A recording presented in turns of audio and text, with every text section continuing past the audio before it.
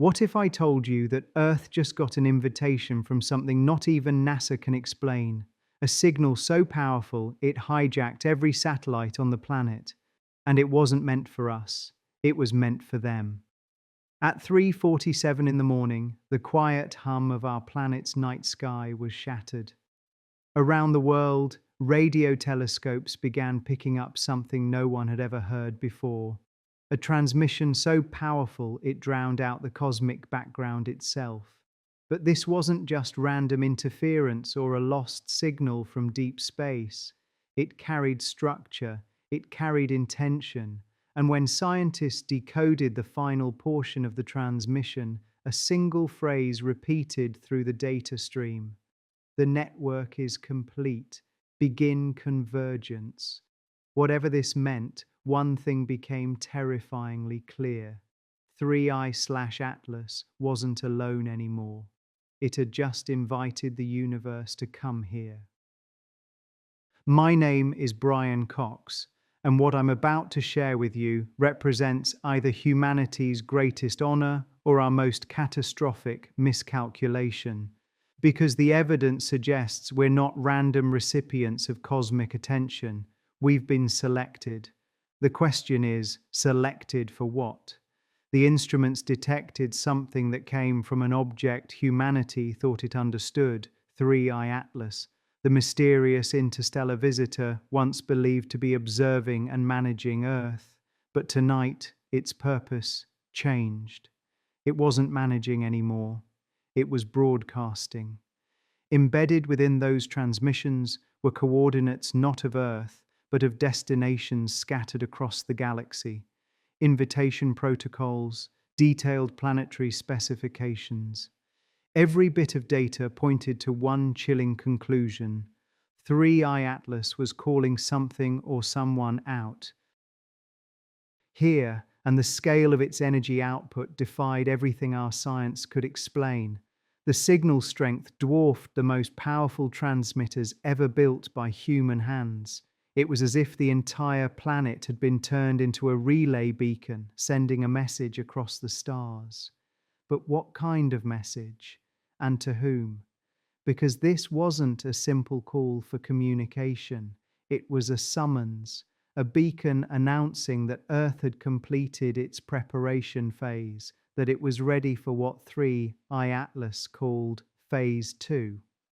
Only hours after the first signal pulsed through the void, deep space monitoring stations began detecting something no simulation had ever predicted.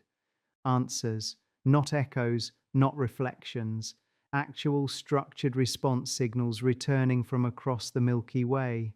17 separate locations scattered through every quadrant of the galaxy replied almost at once. Their energy signatures were distinct, geometric, deliberate proof that 3i Atlas's call had been accepted. Within 6 hours, humanity's night sky became an interstellar switchboard. Each response followed the same mathematical cadence, a pattern of prime progressions and harmonic frequencies that confirmed one devastating realization. These weren't random civilizations stumbling upon our signal. They were coordinated. They already knew of each other. They were organized. The transmissions revealed that 3i Atlas had never been a lone traveler passing through our system. It was a scout, an advanced operative sent ahead to prepare a world, our world, for what the data described as multi-species convergence. Think about that. The first time in cosmic history that multiple intelligences would arrive at a single planet simultaneously, and Earth had just been chosen as their destination. Across global observatories, scientists compared notes, desperate for any logical explanation, but the evidence refused to obey human logic. The signals carried orbital approach vectors, atmospheric compatibility tables, and something labeled Arrival Synchronization Protocol. 73 days. That was the interval calculated from the transmissions, a countdown to the beginning of convergence. And with every passing minute, the background hum of Earth's own communications network began to change. Radio towers, satellites, and fiber optic systems started resonating at frequencies they were never designed to handle. Our technology was no longer ours. 3i Atlas had turned it into a planetary amplifier, a voice speaking not from Earth, but for Earth. The message was clear. The invitation had been delivered, and the galaxy had just RSVP'd yes. The realization had sunk in. Humanity's communication grid, once the symbol of global connection, was no longer under human control. Every satellite, every radio tower, every digital network had become a node in something far larger. 3i Atlas had reprogrammed our planet itself into a broadcasting engine. But what exactly was being sent? The decoded packets revealed three distinct transmissions, each more disturbing than the last. The first contained planetary resource inventories, a precise ledger of Earth's mineral deposits, energy reserves, and atmospheric stability indexes. It was a galactic catalogue entry advertising our world's physical assets to whoever was listening. The second was a biological survey, a complete map of human population, genetic diversity, and something labeled compliance potential. Entire nations reduced to statistical readouts as if humanity had already been assessed for management. And the third, technological infrastructure reports, detailed overviews showing which human systems had been successfully converted to cosmic management protocols. The data even listed dates, regions, and system efficiency scores. Every line of code carried the same eerie assurance: planetary optimization 98% complete. Then came the final upload, an attachment that shattered every illusion of safety.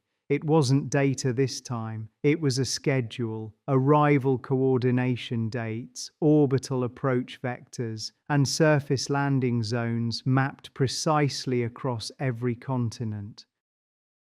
Each zone was tagged with a sigil representing a different incoming civilization. We weren't being contacted anymore, we were being divided, allocated, prepared. The realization spread quickly through the scientific community. This wasn't an invasion, it was occupation, executed with mathematical precision and terrifying calm. And above all the noise, one phrase repeated through the data stream like a heartbeat: Earth designated operational base. The signal was no longer asking for permission, it was confirming completion. Within 24 hours, every government on Earth had entered silent emergency protocol. Communications between world capitals went dark, replaced by encrypted transmissions marked with a single term: transition management. Behind closed doors, leaders were forced to confront what their scientists already knew. There would be no defense, no negotiation, no delay. 3i Atlas's network was beyond human reach. Every attempt to isolate, jam, or destroy the broadcasting frequencies failed. The moment one tower was shut down, 10 more activated through unknown subspace relays. And then came the undeniable proof: the sky itself changed. Astronomers began tracking luminous objects performing orbital corrections with impossible precision. Objects the size of small cities, moving in synchronized formations, matching the arrival vectors embedded in the transmissions. Construction signals were detected on the dark side of the moon. Infrared satellites picked up heat blooms from geometric structures rising where no human hand had built. At first, world militaries prepared to strike, but by the second day, the commands changed. Global defense networks were quietly dissolved, their resources redirected into something called arrival coordination services. Soldiers became guides, generals became administrators. The human defense apparatus was being repurposed to welcome the very entities it was built to resist. Documents leaked from deep within international agencies confirmed the unthinkable. Treaties were already being negotiated not between nations, but between species. Former presidents and prime ministers were being reassigned as human interface specialists, trained to mediate communication with incoming cosmic authorities.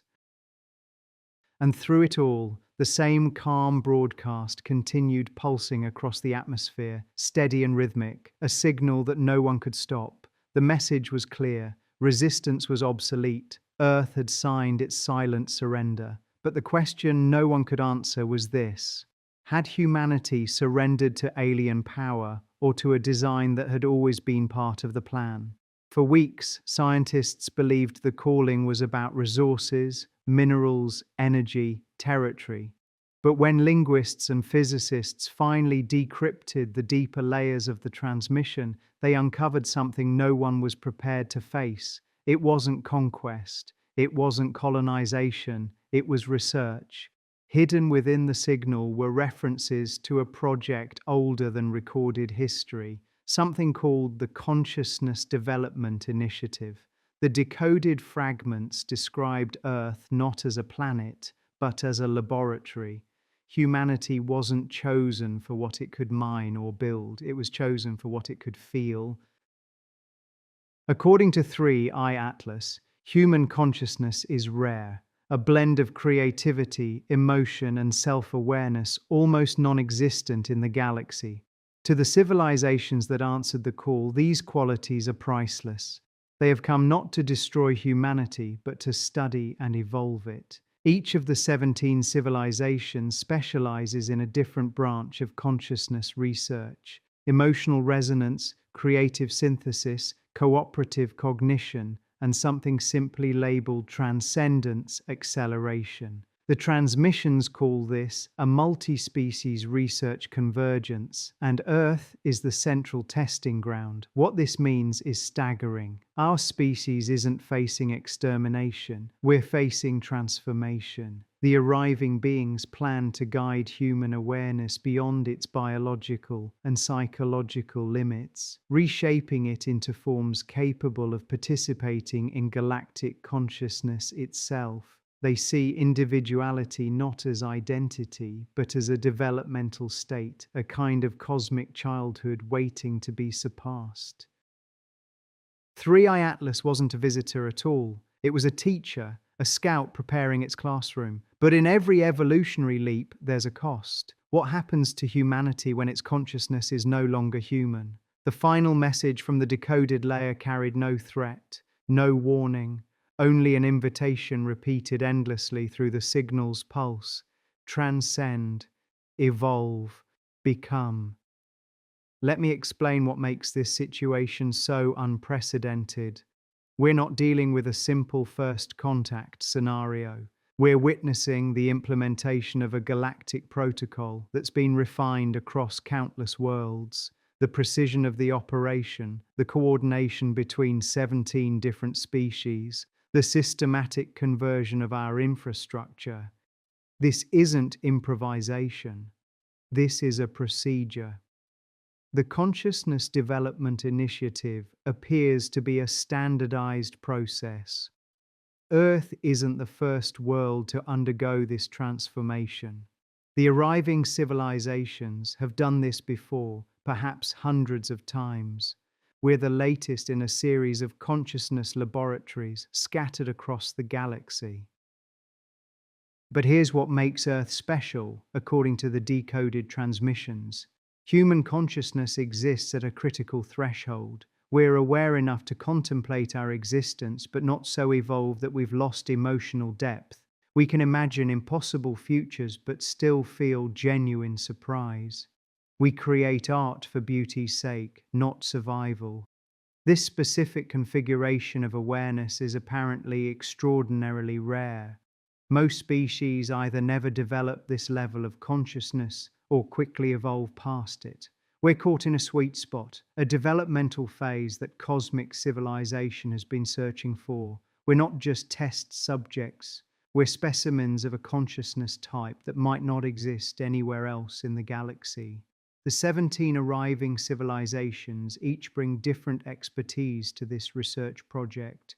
The transmissions identify them by their specializations rather than names. The emotional architects study how consciousness processes feeling, how emotions emerge from neural activity, how they can be enhanced or redirected. The creative synthesizers investigate imagination, the ability to conceive things that don't exist, to combine ideas in novel ways. The collective coordinators research group consciousness, how individual minds can merge while maintaining distinct identities. The temporal navigators explore how consciousness experiences time, whether awareness can extend beyond the present moment. The quantum observers study consciousness's role in collapsing probability waves, how observation creates reality. Each civilization will establish research zones on Earth where they can conduct their specialized studies. The Northern Hemisphere has been allocated primarily to consciousness acceleration research. The Southern Hemisphere will focus on preservation studies, maintaining baseline human consciousness for comparison. Specific cities have been designated as interaction hubs where different research programs will overlap. London, Tokyo, New York, Sao Paulo. These will become laboratories where multiple consciousness experiments run simultaneously. But the research isn't passive observation. The transmissions describe active intervention protocols. Humans will undergo consciousness modification procedures designed to test the limits and possibilities of awareness. Some will have their perception expanded to see beyond visible light, to hear beyond normal frequencies, to think in dimensions our current minds can't grasp. Others will experience consciousness merging, their awareness temporarily combined with other humans or even with the arriving beings. The goal is to understand how consciousness maintains coherence when expanded beyond individual boundaries. Still others will undergo temporal consciousness experiments, their awareness stretched across past and future, experiencing multiple moments simultaneously. These aren't random experiments. Each procedure is designed to answer specific questions about consciousness that cosmic civilization has been investigating for millennia. How does awareness emerge from matter? Can consciousness exist independently of physical substrates? What are the ultimate limits of perception and understanding? 73 days. That was the timeline encoded in the final broadcast, not for invasion, not for domination, but for transition. Every hour since the call, subtle changes have begun to ripple through the planet. Shifts too precise to be random. Magnetic fields fluctuating in rhythmic pulses. Oceanic plankton emitting synchronized light patterns. Even human brainwave activity showing resonance spikes matching the transmission frequencies. 3i Atlas's influence is no longer confined to the sky. It's inside the atmosphere, the biosphere, and the mind. Psychologists and neurologists across the world report the same phenomenon: spontaneous flashes of insight, shared dreams, coordinated emotional surges between people separated by oceans. It's as if the architecture of human consciousness itself is being retuned, gently aligned with something vast and unfamiliar. Meanwhile, those mysterious objects approaching from deep space continue their descent. Their paths converge on the landing coordinates specified weeks ago. Some will settle in orbit, others on Earth's surface, and a few beneath the oceans, each adapted for species whose needs make human biology look primitive. But here's the revelation that changes everything. The transmissions describe humanity not as a subject, but as a participant. The calling is a recruitment, not a conquest. We're being invited to join the largest consciousness research project in cosmic history. The first arrivals are scheduled for January 19th, 2026, the official beginning of what the signal calls Phase 1 integration. By February 15th, the construction of planetary coordination facilities begins. transforming Earth into the central hub of interstellar consciousness exchange. And on July 4th, full synchronization, humanity's independence redefined. Yet beneath the promise of evolution lies the unease of erasure. If human individuality dissolves into a unified galactic awareness, will we still recognize ourselves? The countdown has already started. The transmissions continue to pulse steady and patient. 3i Atlas has completed its task. The classroom is ready. Now the universe is coming to teach us what it means to be more than human. But there's a deeper question embedded in all of this. Are we the chosen ones, selected for a cosmic honor, or are we the experiment, test subjects in research we don't fully understand? The answer might be both. The transmission suggests that being chosen for consciousness research is considered the highest honor in galactic civilization. Worlds compete for selection, species volunteer for transformation. The opportunity to contribute to universal consciousness understanding is seen as the ultimate purpose. From this perspective, Earth hasn't been invaded or conquered. We've been elevated, selected from countless worlds to participate in research that will benefit consciousness throughout the galaxy. We're not victims. We're partners in the greatest scientific endeavor in cosmic history. But partnership implies choice, and choice is exactly what we don't have. The decision was made for us by intelligences that evaluated our consciousness and found it suitable for their purposes. We're partners in the same way laboratory mice are partners in medical research, essential, valuable, but ultimately without agency. The arriving civilizations seem to view this as a non-issue.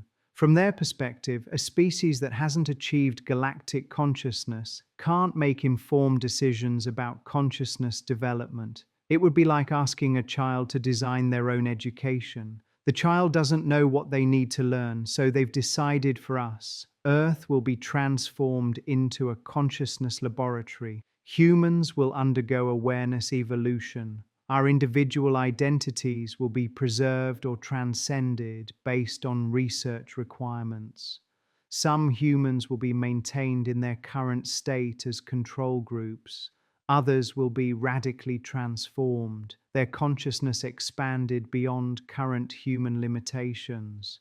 Most will experience something in between, gradual modifications that test specific aspects of awareness. The selection process has already begun. The transmissions indicate that every human has been evaluated and assigned to specific research protocols. Your dreams, your creativity, your emotional patterns, your cognitive abilities, all have been measured and categorized.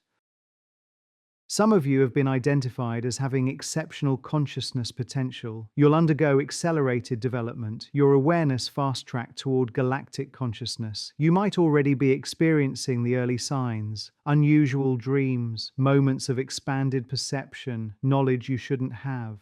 Others have been selected for preservation.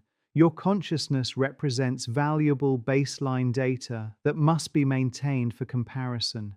You'll be protected from modification, kept in your current state as living records of what human consciousness was before transformation. The majority fall into experimental categories. You'll undergo specific modifications designed to test theories about consciousness development, each change carefully monitored, documented, analyzed. But here's what the transmissions make absolutely clear. This isn't about creating a master race or eliminating the weak.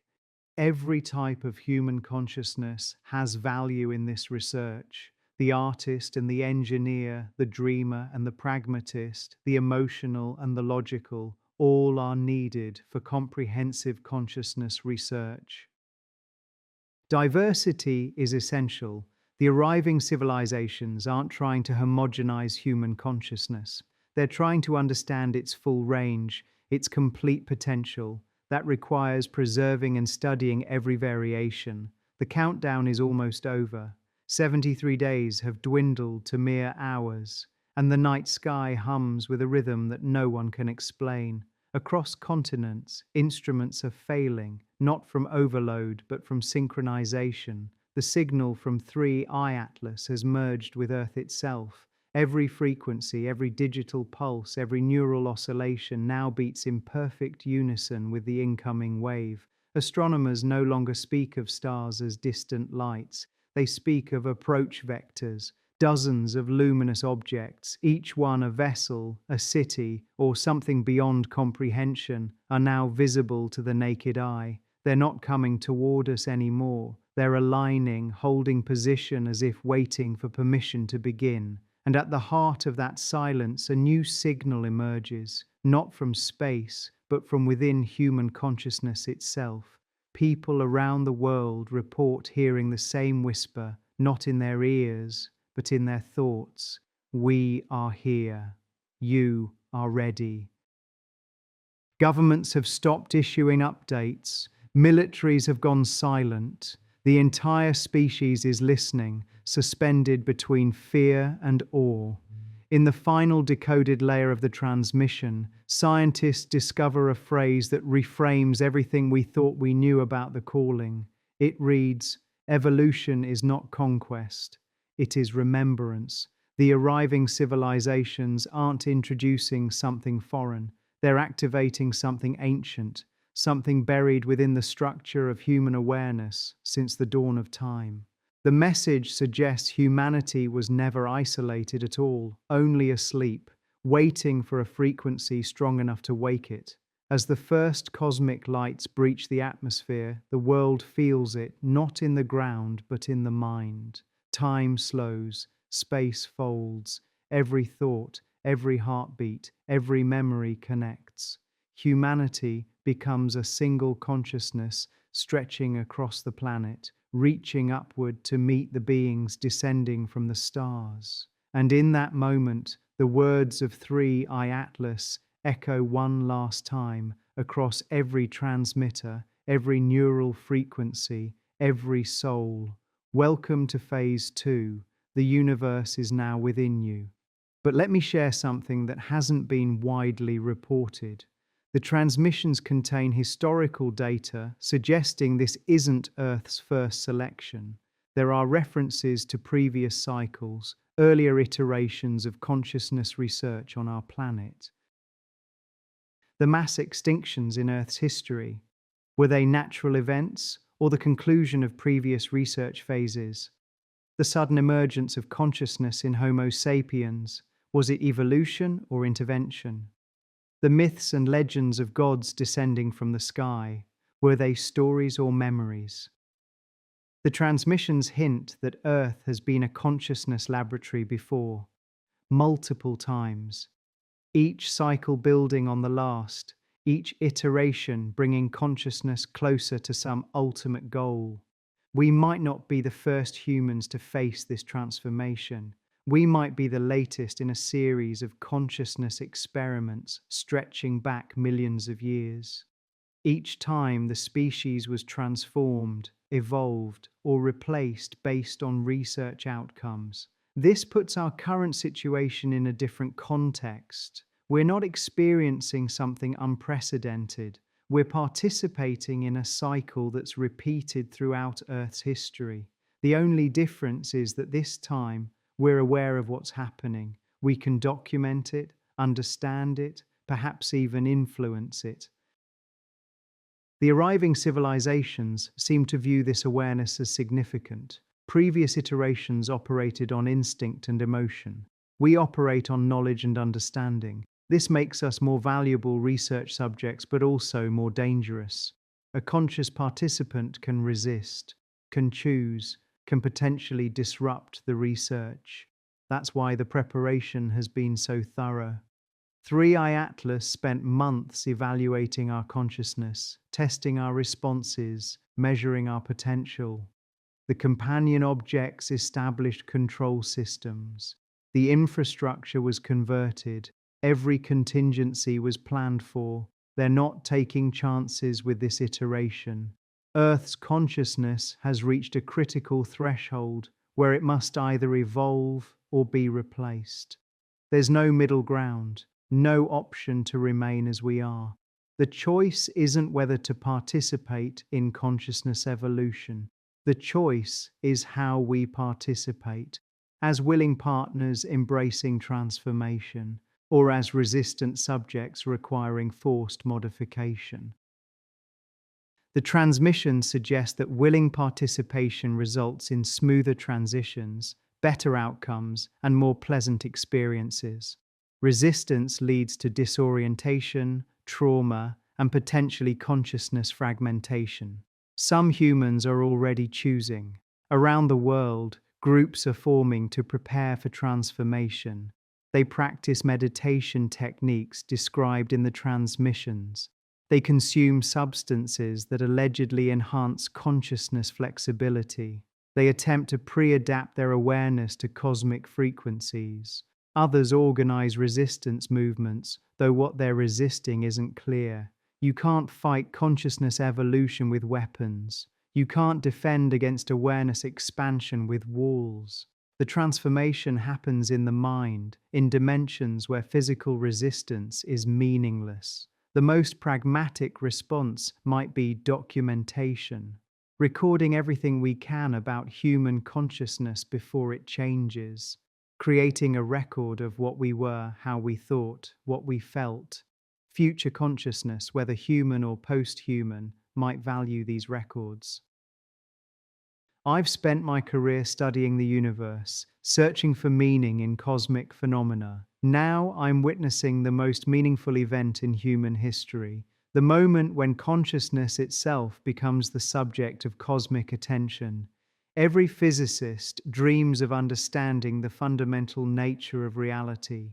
Consciousness might be that fundamental nature, not matter, not energy, not space-time, but awareness itself as the basic substrate of existence. If the arriving civilizations are right, if consciousness is the primary phenomenon from which everything else emerges, then consciousness research isn't just another scientific discipline. It's the ultimate science, the key to understanding everything. This transforms our situation from an invasion into an invitation to participate in the deepest possible exploration of reality. We're not losing our planet, we're gaining access to cosmic understanding. But understanding comes with a price. To truly comprehend consciousness, we must transcend our current limitations. We must become something more than human, something capable of perceiving reality at fundamental levels.